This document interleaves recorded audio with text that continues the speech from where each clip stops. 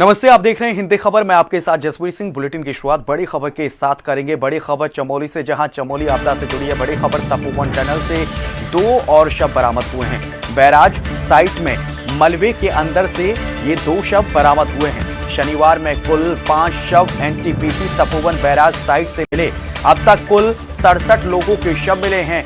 Tunnel में search operation अभी भी जारी है और लगातार शव मिलते जा रहे हैं। ये बड़ी खबर आपके स्क्रीन पर इस वक्त हम साझा कर रहे हैं। रेस्क्यू ऑपरेशन में लगातार जवान जुटे हुए हैं और जो शव मिल रहे हैं उन शवों के बारे में ये भी जांचा परखा जा रहा है कि ये शव कहां से हैं। तो शनिवार में कुल 5 शव मिले हैं। एनटीपीसी तपोवन बैराज साइट से ये पांचों के पांचों शव मिले हैं। अब तक कुल शवों की संख्या की बात करें तो 67 लोगों के शव अभी तक मिल चुके हैं और अब तक रेस्क्यू ऑपरेशन चल रहा है। रुक रुक कर काम चल रहा है क्योंकि टनल में कई बार जो है पानी भर गया, मलबा भर गया, उसकी वजह से रेस्क्यू ऑपरेशन का जो काम है वो रोकना भी पड़ा था। और लगातार जिस तरीके से रेस्क्यू ऑपरेशन जारी है, जो जवान है वो लगातार अपनी तरफ से पुरजोर कोशिश में जुटे हुए हैं। तपोवन टनल से 2 और शवों की बरामदगी हो गई है। बैराज साइट में मलबे के अंदर से 2 और शव मिल गए हैं। और इसी खबर पर ज्यादा अपडेट के साथ हमारे सहयोगी अभिषेक जुड़ गए हैं। अभिषेक, क्या कुछ पूरी अपडेट आपके पास? जी देखिए, ये जो बीते दिनों जो आपदा आई थी, इसमें अभी तक बताया जा रहा है कि 67 के करीब जो शव हैं वो बरामद कर लिए गए हैं, जिसमें रेस्क्यू अभियान जो है वो निरंतर जारी है और रेस्क्यू अभियान आगे भी जारी रहेगा। हालांकि जो पीड़ित परिजन है उनको सरकार की तरफ से और एनटीपीसी की तरफ से निरंतर जो मुआवजा है वो भी दिया जा रहा है। और हालांकि इसमें अभी बताया जा रहा है कि 140 के करीब जो लोग हैं वो अभी भी लापता हैं। इसमें से कुछ मानव अंग भी अभी तक रेस्क्यू टीमों द्वारा बरामद किए गए। जो अभिषेक 60 प्लस शव मिल चुके हैं, क्या सभी शवों की शिनाख्त हो चुकी है? सभी शवों के बारे में पता चल चुका है? क्योंकि इससे पहले कई खबरें निकलकर सामने आई थी। उस वक्त जब 58 शव मिल चुके थे, 29 की शिनाख्त हुई थी। 29 के बारे में पता ही नहीं चला था कि किन किन के शव हैं। जी नहीं, देखिए, जैसे जैसे शवों की जो शिनाख्त है वो हो रही है, वैसे वैसे मुआवजे की जो प्रक्रिया है वो आगे बढ़ रही है। हालांकि अभी सभी शवों की जो शिनाख्त है वो नहीं हो पाई है और जैसे ही सभी शवों की शिनाख्त जो है वो होती जा रही है, वैसे वैसे मुआवजा बांटने की जो प्रक्रिया है वो आगे बढ़ती जा रही है। हालांकि बताया ये जा रहा है कि जिस तरीके से शव निकलकर सामने आ रहे हैं, कोशिश ये की जा रही है कि जल्द से जल्द उन शवों की जो शिनाख्त है वो पूरी हो सके। बहुत शुक्रिया अभिषेक, तमाम जानकारियों के लिए। आप हमारे साथ फोन लाइन पर जुड़े। हरिद्वार कुंभ से जुड़ी बड़ी खबर आपको बता रहे हैं, जहां कुंभ में साधु संतों के लिए नहीं लगेंगे टेंट। संत अपने अखाड़ों से ही शाही स्नान के लिए जाएंगे। मेलाधिकारी दीपक रावत ने स्थिति स्पष्ट कर दी है।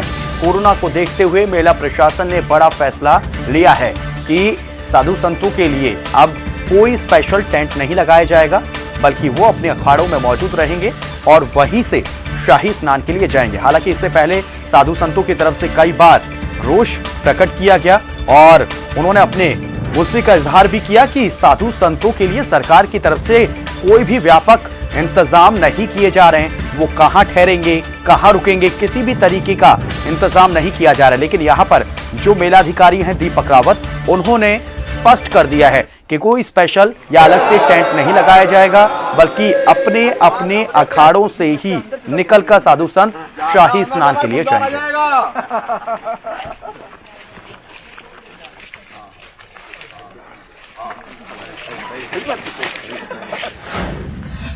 उत्तराखंड में महंगाई, पेट्रोल डीजल की बढ़ती कीमतों और बेरोजगारी को लेकर कांग्रेस ने सरकार के खिलाफ हल्ला बोल दिया है। कांग्रेस ने त्रिवेंद्र सरकार के खिलाफ प्रदेश भर में जबरदस्त प्रदर्शन किया है। रिपोर्ट देखिए।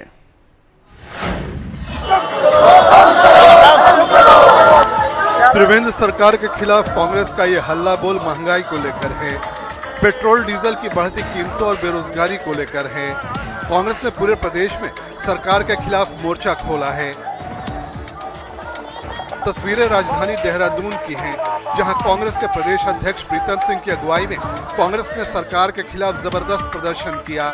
महंगाई और बेरोजगारी के मुद्दे पर सरकार को जमकर घेरा। हाथों में बैनर पोस्टर लेकर पदयात्रा निकाली और सरकार के खिलाफ जमकर नारेबाजी की। कांग्रेस के विरोध प्रदर्शन की ये तस्वीरें कोटद्वार की हैं, जहां पूर्व कैबिनेट मंत्री सुरेंद्र सिंह नेगी के नेतृत्व में कांग्रेस ने बेरोजगारी और महंगाई के विरोध में प्रदर्शन किया। कांग्रेसियों ने देवी रोड से लेकर कोटद्वार तक प्रदेश सरकार की शव यात्रा निकाली। कांग्रेस कार्यकर्ताओं ने हाथों में गैस सिलेंडर लेकर विरोध प्रदर्शन किया। सरकार को जमकर कोसा और आम जनता को त्रिवेंद्र सरकार की जन विरोधी नीतियों के बारे में बताया। इस दौरान पूर्व मंत्री सुरेंद्र सिंह नेगी ने कहा कि पूरा देश महंगाई और बेरोजगारी से त्राहिमाम कर रहा है। देखिए, पूरा देश, पूरा उत्तराखंड प्रदेश आज त्राहिमाम कर रहा है। लोगों के पास रोजगार नहीं है, जो रोजगार थे वो समाप्त हो गए। दूसरी ओर जो है महंगाई की मार जो है प्रत्येक परिवार पर पड़ रही है। मध्यम वर्ग बिल्कुल टूट गया है, उसकी रीढ़ की हड्डी टूट चुकी है और इसीलिए हम लोगों ने राज्य सरकार और केंद्र सरकार को चेतावनी देते हुए उनको ये चुनौती देने का प्रयास किया कि तत्काल प्रभाव से महंगाई पर काबू करें। ये राज्य सरकार और केंद्र सरकार की जिम्मेदारी है कि जो है जनता को जो है सस्ते दामों पर चीजें उपलब्ध कराते हुए उनके आम जनजीवन को बेहतर बनाने की दिशा में काम करे, महंगाई को तत्काल प्रभाव से रोके और लोगों को राहत पहुंचाए। कांग्रेस कार्यकर्ताओं ने पौड़ी में भी सरकार के खिलाफ जुलूस निकाला। कांग्रेस कार्यकर्ताओं ने गाड़ियों को रस्सी से खींचते हुए विरोध प्रदर्शन किया। महंगाई और बेरोजगारी को लेकर त्रिवेंद्र सरकार पर खूब निशाना साधा। पेट्रोल डीजल की बढ़ती कीमतों को लेकर केंद्र सरकार को भी निशाने पर लिया। इस दौरान युवा कांग्रेस के जिला उपाध्यक्ष आशीष नेगी ने कहा कि पूरा देश महंगाई की मार झेल रहा है। वहीं कांग्रेस प्रदेश सचिव सरिता नेगी ने कहा कि पेट्रोल डीजल और रसोई गैस की कीमतों में दिन प्रतिदिन हो रही बढ़ोतरी से आम जनता परेशान है। उन्होंने कहा कि चुनाव के समय केंद्र और राज्य सरकार ने महंगाई पर लगाम लगाने का वादा किया था, लेकिन सरकार अपना वादा पूरा करने में पूरी तरह से फेल साबित हुई। कांग्रेस पार्टी ने पैदल मार्च निकालकर यहाँ पर जो महंगाई, लगातार बढ़ती हुई महंगाई के विरोध में आज यहाँ पर प्रदर्शन किया है और सरकार से मांग की है कि वह जल्द से जल्द पेट्रोल डीजल के दाम कम करे। जो 3 काले कानून उन्होंने किसानों के लिए पारित किया उनको वापस ले और रसोई गैस के दाम कम करे। भारतीय जनता पार्टी जब सत्ता में आई थी तो उनका एक ही नारा था कि बहुत हुई महंगाई की मार, अब की बार भाजपा सरकार। अब आप चाहते क्या हैं कि जो ये चीजें, जो आम आदमी की जो चीजें महंगी हो रही हैं, तो आप ये चाह रहे हैं आपकी किसान तो आत्महत्या कर ही रहा है, लेकिन अब आम आदमी भी आत्महत्या करे, अब गरीब जो बेरोजगार युवा लड़के हैं वो भी आत्महत्या करे। आज स्थिति ऐसी पैदा हो गई है कि आम आदमी और जो मिडिल क्लास आदमी वो जी नहीं सकता, क्योंकि तेल और गैस और राशन जो और रोजगार जो है वही मूलभूत आवश्यकता है, और बिजली और पानी, इन सब के दाम कहाँ किस आसमान में छू रहे हैं, किसी ने कल्पना। पूरे दुनिया का अगर आप उठा करके देखें तो ये जो पेट्रोल और डीजल जो महंगा हुआ है, ये पूरी दुनिया में नंबर 1 पर भारत आ गया है। और बेरोजगारी की दर क्या है और महंगाई सिलेंडर आप देखिए, किसी ने कल्पना नहीं की। तो आज ये चाहते हैं कि युवा और जो गरीब है वो आत्महत्या करने के लिए अब मजबूर है। और अब ये गरीबी हटाओ का नारा नहीं, अब गरीब हटाओ का नारा ये सरकार दे रही है कि इस देश से गरीबों को ही खत्म कर दो। अडानी अंबानी जैसे जो कॉर्पोरेट है या जो रईस लोग हैं, बस वही इस देश में अब जिंदा रहे। तो इसका तो आप वास्तव में जो है भगवान राम ही मालिक है और वही कुछ कर सकता है। महंगाई और बेरोजगारी को लेकर कांग्रेस कार्यकर्ताओं ने बेरीनाग के गंगोली हाट नगर में जमकर प्रदर्शन किया। नगर के मुख्य चौराहे पर कांग्रेस ब्लॉक अध्यक्ष हयात सिंह बोरा के नेतृत्व में भाजपा सरकार का पुतला दहन किया गया। पूर्व विधायक नारायण राम आर्या ने कहा कि भाजपा सरकार ने आम आदमी को आर्थिक संकट में आग की तरह झोंक दिया है। यह भारतीय जनता पार्टी के साथ सरकार कितना हम लोगों के साथ अन्याय करती। आज गैस के दाम 850 रुपये हो गए, पेट्रोल 100 रुपया हो गया, डीजल 90 रुपया हो गया। टिहरी में भी कांग्रेस कार्यकर्ताओं ने सरकार के खिलाफ मोर्चा खोला। जिला मुख्यालय में जुलूस निकाला, विरोध प्रदर्शन किया। कार्यकर्ताओं ने गाड़ियों को रस्सी से खींचकर सरकार के खिलाफ अपना आक्रोश जाहिर किया। कांग्रेस कार्यकर्ता कांग्रेस कार्यालय से लेकर हनुमान चौक होते हुए जिला मुख्यालय पहुंचे, जहां उन्होंने भाजपा सरकार के खिलाफ जमकर नारेबाजी की। इस दौरान कांग्रेस जिला अध्यक्ष राकेश राणा ने त्रिवेंद्र सरकार पर जमकर हमला बोला। डीजल और पेट्रोल के आप दाम देख लीजिए, आसमान छू रहे हैं। हम लगातार केंद्र सरकार से मांग कर रहे हैं, राज्य सरकार से हम लोग मांग कर रहे हैं कि आप जो इतनी बड़ी जो आपने बेरोजगारी इस प्रदेश में पैदा कर दी है, महंगाई आज चरम पर है, माताएं बहनें उनके सर का बोझ कम नहीं हुआ है। गौरतलब है कि पेट्रोल डीजल के हर रोज बढ़ रहे दामों ने आम आदमी की कमर तोड़ दी है। महंगाई आसमान छू रही है, गैस के दाम भी लगातार बढ़ रहे हैं।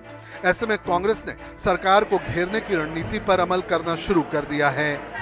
ब्यूरो रिपोर्ट, हिंदी खबर। काशीपुर में तेज रफ्तार से आ रही मोटरसाइकिल्स की आमने सामने से भीषण भिड़ंत में मोटरसाइकिल सवार 3 युवक गंभीर रूप से घायल हो गए हैं। आसपास के लोगों ने आनन फानन में तीनों को मानपुर रोड स्थित पास में ही बने एक निजी अस्पताल में पहुंचाया, जहां डॉक्टर्स ने 2 युवकों को मृत घोषित कर दिया है, जबकि तीसरे को गंभीर हालत में भर्ती कर उसका उपचार किया गया है। दुर्घटना की सूचना मिलते ही पुलिस अधिकारी मौके पर पहुंच गए और मृतकों के शवों को कब्जे में लेकर पोस्टमार्टम के लिए भिजवा दिया है। क्या फायदा आपने उस पे 50,000 80,000 सेफ्टी फीचर पे कंपनी ने देखी है, तो हेलमेट तो पहना करो, जान तो बचे। लैंसडाउन वन प्रभाग के लालडांग के अंतर्गत चीलर खाल फॉरेस्ट चौकी से चंद कदमों की ही दूरी पर संदिग्ध परिस्थितियों में एक मादा हाथी की मौत हो गई। इस क्षेत्र में ग्रामीण अपनी फसलों को बचाने के लिए विद्युत करंट का सहारा भी लेते हैं, जिससे जंगली जानवर उनकी फसलों को नुकसान ना पहुंचा सके। इस हथिनी की मौत भी गेहूं के खेत पर ही हुई है। भरपाई मादा हाथी ने अपनी जान देकर की है। इस हाथी की मौत फॉरेस्ट बैरियर पर हुई है, जबकि बैरियर पर हमेशा फॉरेस्ट कर्मी तैनात रहते हैं। इसके बावजूद भी संदिग्ध परिस्थितियों में मादा हाथी की मौत हो गई है। अगर वन कर्मी बैरियर पर सतर्क रहते तो ये हादसा होने से टल सकता था। वहीं इस पूरे मामले में वन विभाग के आला अधिकारी पर्दा डालते नजर आ रहे हैं।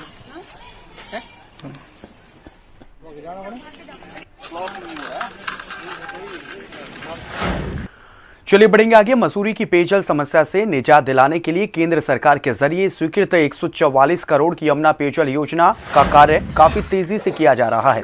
1 मार्च 2020 को मसूरी विधायक गणेश जोशी के जरिए शिलान्यास किया गया था। पेयजल योजना पूरी होने के बाद मसूरी में आगामी 40 सालों तक भी पानी की कोई समस्या नहीं रहेगी।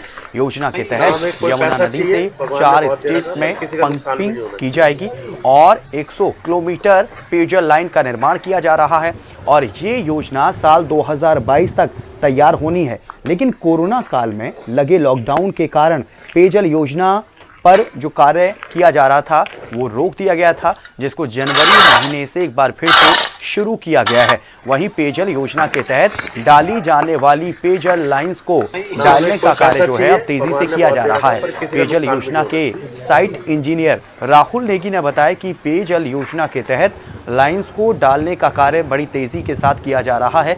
उन्होंने बताया कि पेयजल लाइंस को डालते हुए सुरक्षा के मानकों का भी पूरा ख्याल रखा जा रहा है।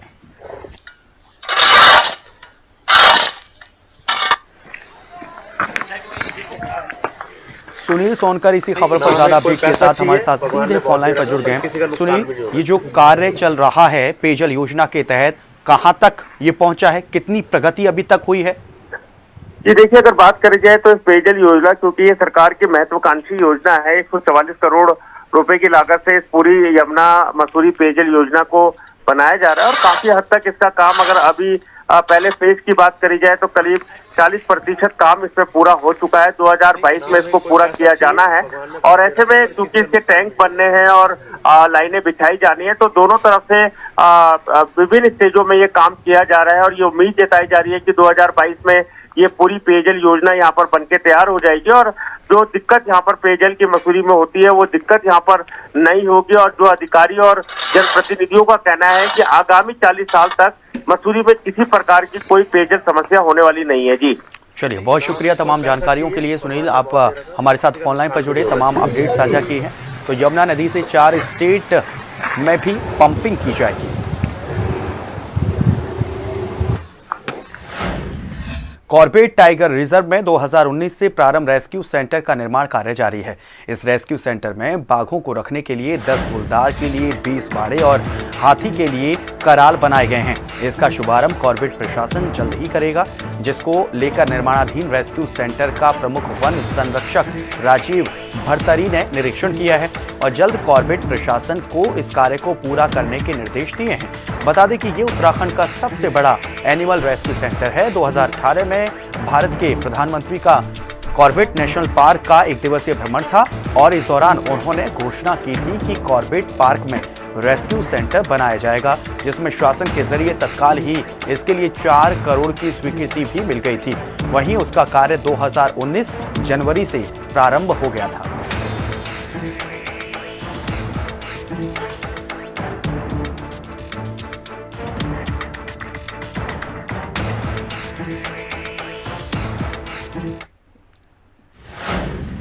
कोतवाली पुलिस ने आज ओरिएंटल बैंक में काम कर रहे एक दैनिक कर्मचारी को बैंक के एटीएम से चोरी के मामले में गिरफ्तार किया है। ओरिएंटल बैंक में कई सालों से कर्मचारी काम कर रहा था। वहीं कुछ दिन पहले मैनेजर की शिकायत पर एटीएम में तोड़फोड़ और चोरी के मामले को लेकर पुलिस को शिकायत की गई थी। कोतवाली पुलिस ने छानबीन शुरू की तो वहीं बैठा वहीं चलते काम करने वाला ही चोरी के मामले में लिप्त पाया गया। ओरिएंटल बैंक के एटीएम में 1,76,000 निकाले गए, जिससे कि 70,000 बरामद किए गए हैं और ओरिएंटल बैंक का सीसीटीवी कैमरे का जो सेटअप है वो भी चोरी किया गया था, ताकि चोरी करने का पता ही ना चल पाए, जिसको पुलिस ने पीसी और डीवीआर के साथ बरामद कर लिया है।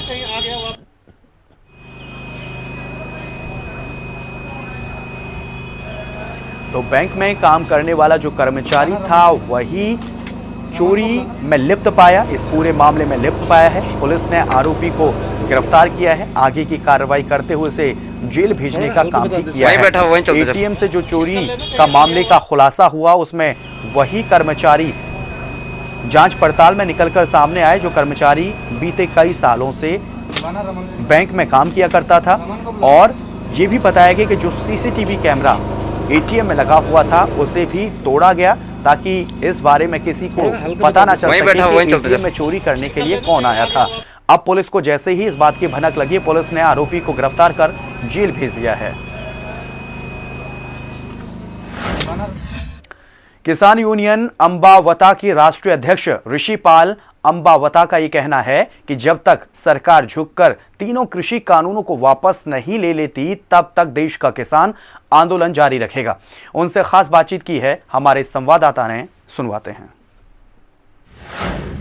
देश में चल रहे किसान आंदोलन को लेकर के अब स्थिति ये बन गई है कि किसानों ने ऐलान कर दिया कि अपनी फसल को भी जला देंगे। हमारे साथ में जुड़े हुए हैं भारतीय किसान यूनियन अंबावता के राष्ट्रीय अध्यक्ष ऋषिपाल अंबावता और संयुक्त मोर्चा के बड़े नेता हैं कक्का जी। उनसे बात करेंगे कि आने वाले दिनों में इस आंदोलन को किस रुख यानी किस तरफ ले जाया जा रहा है और क्या है आगे की रणनीति। हम बता दें, जिस तरह से आपने अभी तक 3 महीने तक पूरे बॉर्डर पे जो जोर ताकत लगाया है, उसका क्या नतीजा आप मानते हैं? अभी तक क्या लगा आपको जिस तरह आप सफाई कर रहे हैं? जी, मैं ये कह रहा हूँ नतीजा तो हमारे सामने है। सरकार झुकी पड़ी है, सरकार झुक रही है, लेकिन जिद पे अड़ी हुई है। और हमारे भी ये जिद है कि हम बिल्कुल इतने पीछे नहीं हटेंगे जब तक सरकार ये तीनों कानून वापस नहीं ले लेती है और एमएसपी पे कानून। फसल जलाने की बात कही है, राकेश टिकैत के मंच से भी बात आई है। कल भी मैं देख रहा था, कई नेताओं ने कहा, उसके भाई नरेश टिकैत ने भी कहा है। आपको क्या लगता है कि पूरे जो भारत है इनके उससे 3 प्रदेशों में आंदोलन चल रहा है, सब किसान तैयार है? नहीं, ये बात मैं नहीं मानूंगा और फसल जलानी भी नहीं चाहिए। ये तो हमारी देखो, एक चीज़ है कि ये तो आंदोलन है और आंदोलन के लिए किसान मजबूत है, ना फसल जलाने की जरूरत है और किसान वैसी ताकतवर है। हम तो ये कह रहे हैं कि सरकार को घुटने के बल टिका देंगे, घुटने के बल टिका देंगे। अब जिस तरह से मंचों में जाकर के अपनी पंचायतें कर रही हैं, कहीं ऐसा लगता है कि किसानों की आड़ में पार्टी को खड़ा किया जा रहा, काम किया जा रहा। आप क्या मानते हैं कक्का जी? नहीं, ऐसा कुछ नहीं है। किसान को अवेयर होने की आवश्यकता है कि 3 काले कानूनों में है क्या, क्योंकि प्रधानमंत्री ने खुद कह दिया पार्लियामेंट में कि 3 काले में काला क्या है। कृषि मंत्री से 11 राउंड बात होती है, उसके बाद वो कहते हैं कि काला क्या है। इतनी दिनों चर्चा होने के बाद में काला क्या, जब हम देश के पीएम को और कृषि मंत्री को नहीं आ रहा समझ में, तो मेरे किसान को समझाना भी जब मुझे बिल्कुल सही बात कही। लेकिन जो संगठन साथ में आकर के खड़े हो रहे हैं, यानी कि जो राजनीतिक दल है, उसे लेकर क्या कहेंगे? आपने भी कहा है, जितने लोग बोले हैं, मैं देख रहा था कि अराजनीतिक है संगठन है, फिर ये लोग क्यों बीच में आ रहे हैं जो किसान तो लगे? बताओ, जब ये गुरुद्वारा रकाबगंज में बैठक हुई थी, जिसमें संयुक्त मोर्चा की आखिरी बैठक थी, तब ये विषय हम लोगों ने मिलकर तय किया था कि राजनीतिक दल भारत के हमको पूरा समर्थन दे सकते हैं, हमको पूरी छूट है, मगर वो अपना झंडा टोपी बैच लगा कर नहीं आएंगे और अपनी पार्टी का गुणगान नहीं करेंगे हमारे मंच से, ये हमारी कंडीशन के साथ भारत की सभी पार्टियों का स्वागत करते हैं। उम्मीद है कि आने वाले दिनों में आंदोलन और धार पकड़ेगा। धार पकड़ेगा, आंदोलन तेज हो रहा है। तेज हो रहा। चलिए, तो ये थे ऋषिपाल अंबादा जी और कक्का जी जो साफ तौर पर कह रहे हैं कि राजनीतिक दल बिना टोपी और झंडे के आ रहे हैं, उनका स्वागत है। लेकिन जो किसान हैं वो एकजुट हैं और इसे जब तक मांगे पूरी नहीं होती तब तक लगातार आंदोलन जारी रहेगा। बताने वाला वक्त बताएगा कि आंदोलन का रुख क्या होगा और निर्णय क्या निकलेगा। जसप्रीत सिंह, हिंदी खबर। और इसी के साथ इस बुलेटिन में फिलहाल इतना ही। आप बने रहिए हिंदी खबर के साथ और ज़्यादा खबरों को पढ़ने के लिए हमारी वेबसाइट www.hindikhabar.com पर विजिट कीजिए।